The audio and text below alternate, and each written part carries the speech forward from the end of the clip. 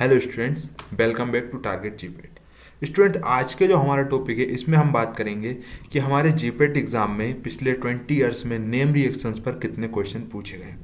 Comments में students के बहुत ज़्यादा कमेंट्स आ रहे थे कि सर केमिस्ट्री पे बनाइए, नेम रिएक्शन पर बनाइए, कितने ज़्यादा क्वेश्चन आते हैं नहीं आते।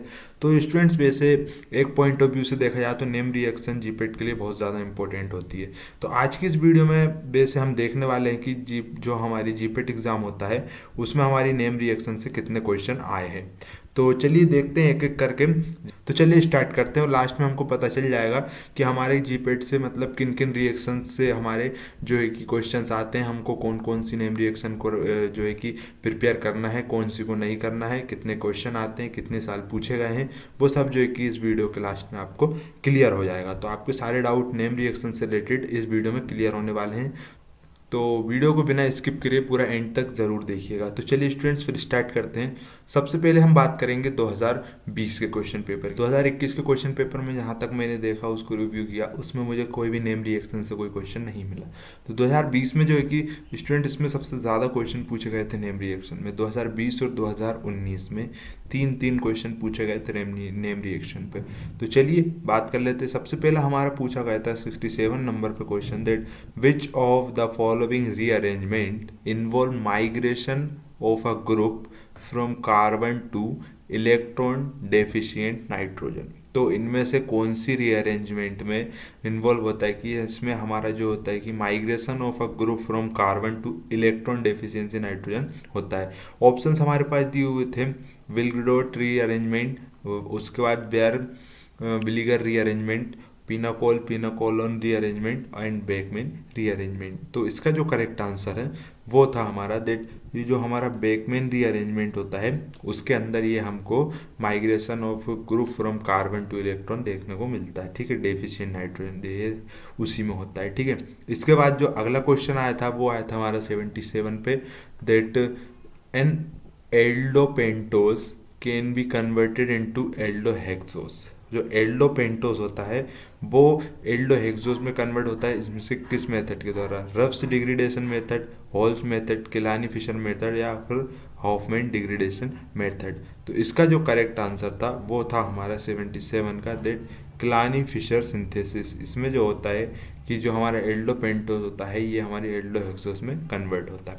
ठीक है, इसके बाद फिर अगला क्वेश्चन आया था हमारा 80 पे, दैट दिया था the condensation of an active methylene compound with formaldehyde and an amine to form alpha amino carbonyl compound is known as। तो ये हमारी कौन सी रिएक्शन होती है जिसमें condensation of active methylene compound होता है फॉर्मेल्डिहाइड और एमीन के साथ, और क्या beta amino carbonyl compound form होता है। तो ये कौन सी रिएक्शन होती है? मैनिक रिएक्शन होती है या फिर हमारी नोवेनेजल कंडेंसेशन होता है, स्टोफ कंडेंसेशन, या फिर बेकमैन रीअरेंजमेंट कौन सा होता है?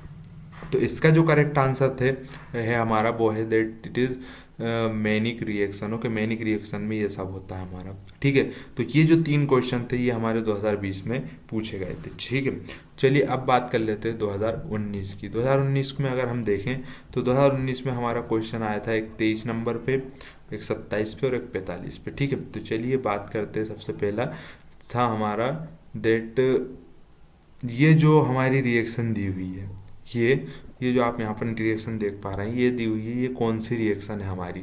सिट्रस क्यूरिटियस रीअरेंजमेंट है, क्लेमेंसन रिडक्शन है, या फिर हमारा वॉल्फ किश्नर रिडक्शन, या फिर वॉल्फ रीअरेंजमेंट है। तो इसका जो अगर करेक्ट आंसर की बात करें तो ये जो हम आप यहाँ पर ये पूरी रिएक्शन देख रहे हैं ये होती है हमारी वॉल्फ किश्नर रिडक्शन। ठीक है, तो इससे क्वेश्चन आते हैं। तो ये वॉल्फ किश्नर रिडक्शन ये आप पढ़ लीजिए, इंपॉर्टेंट है। इस पे इस जो ये वाली जो हमारी रिएक्शन है इससे दो क्वेश्चन आए हमारे 2019 में। ठीक है, अगला क्वेश्चन हमारा 27 पे दिया हुआ है, reaction of an alpha halo ester with an aldehyde और ketone in the presence of a base like NaNH2 gives alpha beta carboxylic ester. This reaction is referred as. एक रिएक्शन जिसमें अल्फा है, जो अल्फा हेलो ईस्टर और aldehyde reaction करते हैं, है ना, एल्डिहाइड या कीटोन रिएक्शन करते हैं हमारे बेस की प्रेजेंस में, और हमको क्या मिलता है, alpha beta epoxy carboxylic acid मिलता है। तो ये कौन सी रिएक्शन होती है? ऑप्शन हमारे पास दिए हुए हैं, Willgerodt reaction, rearrangement, Bamford Stevens reaction, then फिर डार्जेंस ग्लाइसिडिक सिंथेसिस, या फिर वेयर विलीगर रीअरेंजमेंट। तो इसका जो करेक्ट आंसर है 27 का, ये हमारी जो रिएक्शन होती है जिसमें ये हम अल्फा हेलो ईस्टर रिएक्ट करता है एल्डिहाइड कीटोन के साथ बेस की प्रेजेंस में, और हमको alpha beta epoxy carboxylic Easter मिलता है, वो होता है हमारा डार्जेंस ग्लाइसिडिक सिंथेसिस में। ओके, तो ये इसका करेक्ट आंसर 27 का। अब एक क्वेश्चन आया था हमारा 45 पे, that was that conversion of a carbonyl functionality directly to its hydrocarbon in basic media can be achieved bye.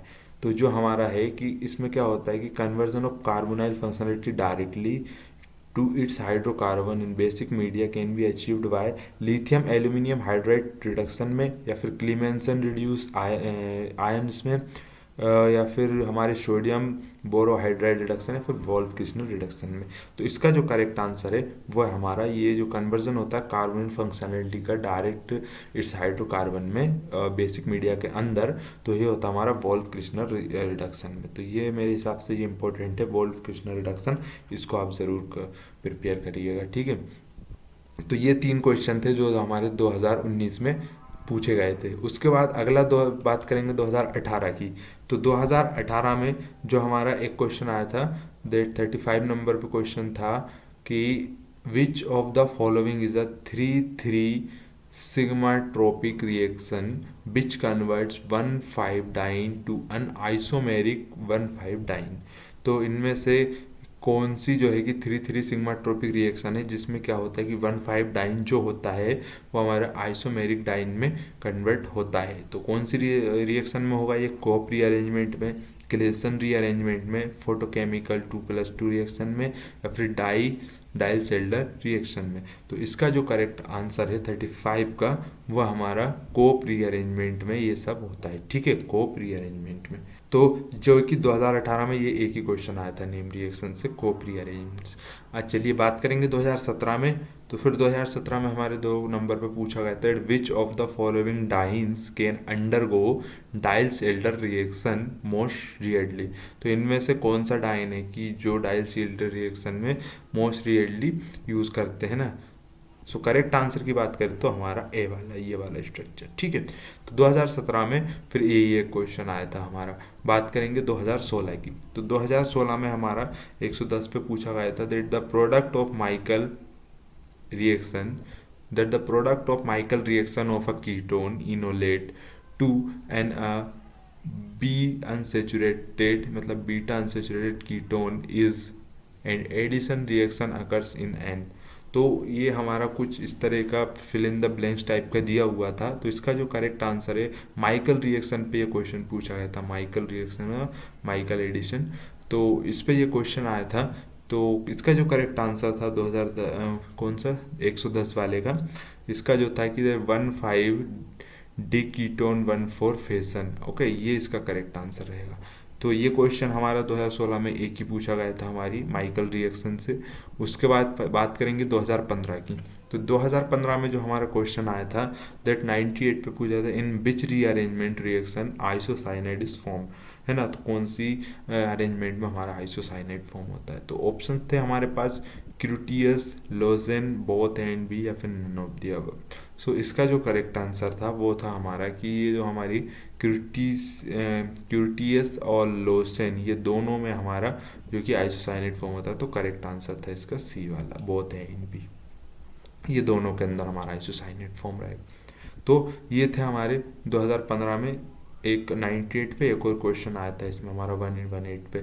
Okay, सो 118 पे इस साल जो कि 2015 में 2 क्वेश्चन पूछे गए थे नेम रिएक्शन पे। दैट एक पूछा था हमारा पिनाकोल रीअरेंजमेंट से ना, पिनाकोलन रीअरेंजमेंट से आया था। That in pinacolone rearrangement the final product is ketone, what is the starting compound for the rearrangement, ठीक है। तो फाइनल तो हमारा कीटोन रहता है, स्टार्टिंग कंपाउंड क्या रहेगा? तो 1,1 डायोल रहेगा, या फिर 1,2 डायोल, 1,3 डायोल, या फिर कौन सा जेमिनल डायोल। तो इसका जो करेक्ट आंसर था वो था हमारा कि in pinacol rearrangement so the starting compound is 1,2 diol. Okay, ये रहता है उसका कंपाउंड। ठीक है, तो ये दो क्वेश्चन हमारे 2015 में पूछे गए थे। चलिए बात करेंगे 2014 की। 2014 में हमारा क्वेश्चन आया था that in the Reimer Tiemann reaction, जो हमारी रेमिट टीमन रिएक्शन होती है, react with phenol to give the orthoformaldehyde product. तो इनमें से रेमिट टीमन रिएक्शन पे क्या हमारा रिएक्ट करता है फिनोल के साथ ऑर्थोफॉर्मेल्डिहाइड प्रोडक्ट देने के लिए? कार्बिन या फिर कार्बेनियम, कार्बोकेटायन या फिर फ्री रेडिकल। तो इसका जो करेक्ट आंसर है वो हमारा है दैट जो हमारा कार्बिन होते हैं, ओके, कार्बिन हमारी रीमन टीमन रिएक्शन में कार्बिन रिएक्ट करते फिनॉल के साथ और हमें ऑर्थोफॉर्मेल्डिहाइड प्रोडक्ट मिलता है। ठीक है, तो ये हमारा पूछा गया था 2014 में, एक ही क्वेश्चन आया था। ठीक है, अब बात करेंगे 2013 की। तो 2013 में हमारा क्वेश्चन पूछा गया था 7 नंबर पे that the pinene hydrochloride rearranged into bornyl terpenoid is called as. तो ऑप्शन दिए होते हैं हमारे पास वैगनर मेरवेन रीअरेंजमेंट या फिर nucleophile and Lewis acid Ferrier rearrangement या फिर बैकमैन रीअरेंजमेंट। तो जो हमारा पिन एंड हाइड्रोक्लोराइड रीअरेंजमेंट होता है वर्नेल, ये क्या वर्नाइल टर्पेनोइड में ये कहलाता है, क्या कहलाता है? ऑप्शन की अगर ऑप्शन हमने देख लिए, करेक्ट आंसर की अगर बात करें तो करेक्ट आंसर इसके लिए हमारा दिया हुआ है the pinene hydrochloride rearrangement to bornyl terpenoid is called as Wagner Meerwein rearrangement. ये इसका करेक्ट आंसर था ए वाला। ठीक है, ये हो गई बात 2013 की, जो कि एक ही क्वेश्चन आया था। चलिए बात करेंगे 2012 में।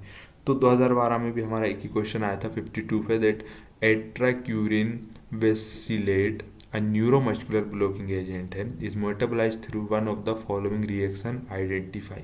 तो ये कौन सी रिएक्शन से जो है कि मेटाबोलाइज होता है, कौन सा? एट्राक्यूरियम वेसिलेट, है ना, जो कि हमारा न्यूरोमस्कुलर ब्लॉकिंग एजेंट है। ऑप्शन दिए थे हॉफमैन एलिमिनेशन, हॉफमैन रीअरेंजमेंट में माइकल एडिशन या फिर क्लेंसन कंडेंसेशन। तो इसका जो करेक्ट आंसर था हमारा वो था, ये हमारा जो होता है मेटाबोलाइज होता है हॉफमैन एलिमिनेशन के थ्रू, एलिमिनेशन की। ये बात तो correct answer for this question. ठीक है, तो ये हमारा 2012 में एक क्वेश्चन आया था 52 पे। इसके बाद हमारा एक क्वेश्चन 2011 में पूछा गया था, एक और बात करेंगे अब 2011 की। तो 2011 में हमारा क्वेश्चन आया था द डाइस एल्डर रिएक्शन, जो क्वेश्चन था डाइस एल्डर रिएक्शन पर था। Dice Elder reaction can be carried out in which of the following heterocyclic compound mostly rarely. Options हमारे दिए होते पायरोल, थायोफिन, फ्यूरेन या फिर पायरिडिन। तो जो होती है हमारी डाइसेल्डर रिएक्शन, जो हमारी मोस्ट ऑफ रेडलिक जो हमारी कैरिड आउट होती है वो होती है, इसका जो करेक्ट आंसर था furan. Okay, Diels Alder reaction can be carried out in furan. Okay, so ये थे हमारे तो ये था ये था क्वेश्चन 2011 में पूछा गया था, एक ही क्वेश्चन। ओके स्टूडेंट, सो जो हमारी नेम रिएक्शन है जो कि 2011 तक की, मतलब 2011 से मेरे को लगता है जो कि हमारे सिलेबस में आई थी वी फार्मा की। ओके, तो जीपेट में 2011 के से पहले की अगर मैं बात करूं तो 2011 से पहले नेम रिएक्शन पर कोई क्वेश्चन ही नहीं पूछे गए थे। तो इससे पहले के मैंने सारे पेपर्स देखे तो उनमें नेम रिएक्शन से कोई क्वेश्चन नहीं था। ये क्वेश्चन जो आने स्टार्ट हुए हमारे नेम रिएक्शन पे वो 2011 से स्टार्ट हुए, जो कि अभी तक आते। तो ये तो हमारे वो क्वेश्चन। अगर बात करें टोटल क्वेश्चन की तो हमारे टोटल क्वेश्चन अभी तक अगर 2011 से 2021 तक की बात करें तो 2011 से 2021 तक की टोटल क्वेश्चन की बात करें तो 15 क्वेश्चन पूछे गए हैं 10 सालों में, है ना। और जो है कि टोटल जो हमारी रिएक्शन है, मतलब कितनी रिएक्शन पर क्वेश्चन आए हैं, तो 13 ऐसी रिएक्शन है जिन पर ये क्वेश्चन पूछे गए। अगर आप जानना चाहते हैं स्टूडेंट, अगर आप चाहते हैं कि वो 13 रिएक्शन कौन कौन सी हैं जो कि इंपॉर्टेंट है जीपेट के लिए, तो आप कमेंट करके ज़रूर बताइएगा। उस पर एक सेपरेट वीडियो बना देंगे जिसमें हम आपको बताएंगे कि ये जो 13 टाइप की जो रिएक्शन है जिनमें पिछले 10 साल से क्वेश्चन आए हैं, तो वो हम उस पर एक सेपरेट वीडियो बना देंगे। तो अगर आप चाहते हैं तो आप कमेंट ज़रूर करिएगा।